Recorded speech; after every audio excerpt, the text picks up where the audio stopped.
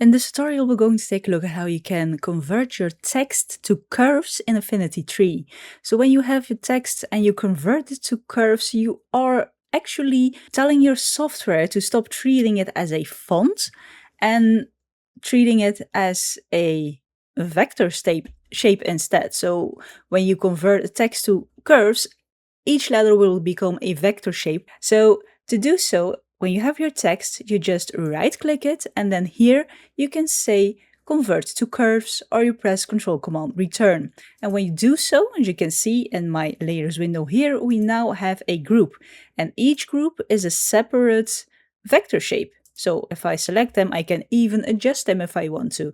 But this is no longer text. It is a vector shape, and this is very useful to send designs to other people, to printer shops. They don't have to have the exact same font, and your designs won't be messed up because their computer doesn't have the font and tries to replace it with something regular. So that's how you can easily turn your text into curves. Like the video if you liked it, subscribe if you want to see more of my videos, and as always, thank you for watching, and I'll see you in the next one.